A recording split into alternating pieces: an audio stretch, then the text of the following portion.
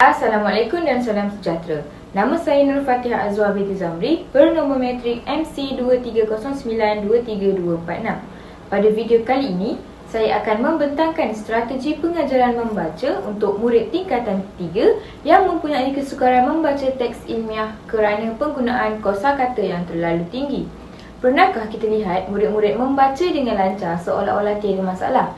Tetapi apabila ditanya maksud teks tersebut, mereka hanya terdiam. Situasi ini kerap berlaku di dalam bilik darjah dan murid hanya membaca sekadar menyebut perkataan tanpa memahami teks tersebut. Akibatnya, mereka cepat bosan, hilang minat dan membaca secara mekanikal sahaja. Oleh itu, guru perlu merancang strategi dengan teratur dalam pengajaran membaca yang dapat membantu murid memahami kosakata baharu, membaca secara aktif dan kritis serta menjadikan pengalaman membaca lebih menyeronokkan.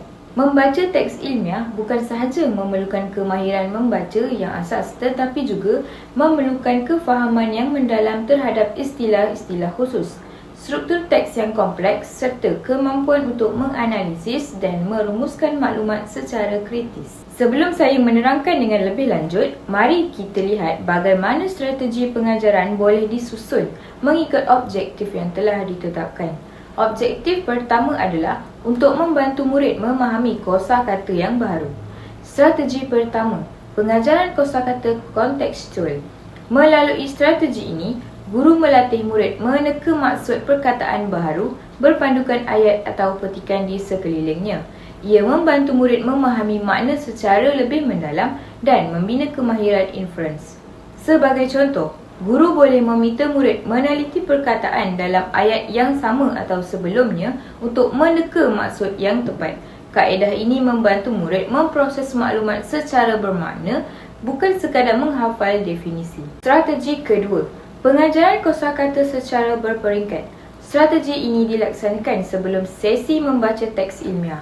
Guru memperkenalkan perkataan baharu menggunakan glosari, kad imbas atau peta minda.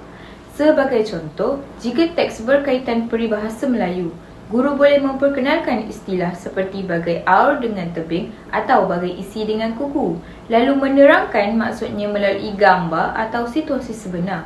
Pendekatan ini bukan sahaja memperkukuh penguasaan kosakata, tetapi menjadikan pembelajaran bahasa lebih menyeronokkan dan dekat dengan pengalaman murid. Seterusnya, objektif kedua adalah untuk menggalakkan murid membaca secara aktif dan kritis.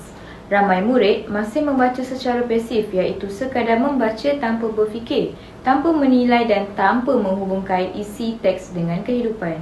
Strateginya ialah membaca berperingkat. Guru boleh membimbing murid menggunakan teknik skimming untuk mendapatkan idea utama, scanning untuk mencari maklumat tertentu dan bacaan mendalam untuk memahami hujah atau maksud tersirat.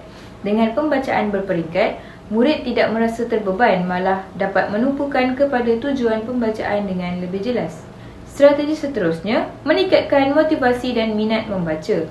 Guru perlu memilih teks yang relevan dengan kehidupan murid. Sebagai contoh, jika topik tentang alam sekitar, guru boleh gunakan teks mengenai pencemaran sungai berhampiran sekolah atau kesan perubahan iklim terhadap aktiviti harian mereka.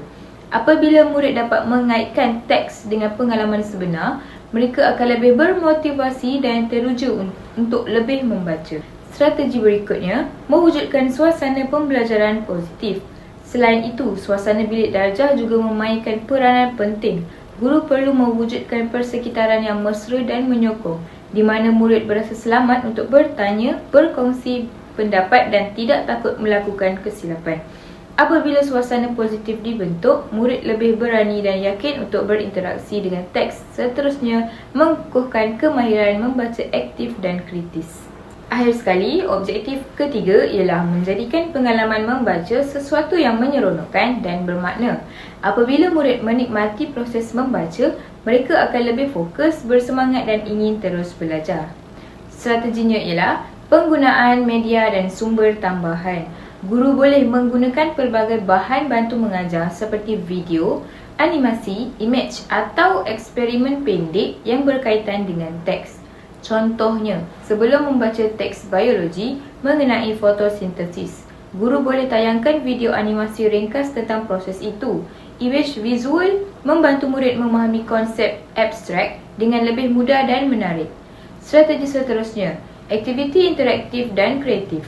Bagi memastikan pembelajaran yang lebih menyeronokkan, guru boleh mengadakan kuis digital, permainan atau pembentangan kreatif menggunakan aplikasi seperti Canva. Selain itu, ganjaran kecil seperti sijil atau pujian boleh diberikan untuk meningkatkan lagi semangat dan persaingan sihat dalam kalangan murid.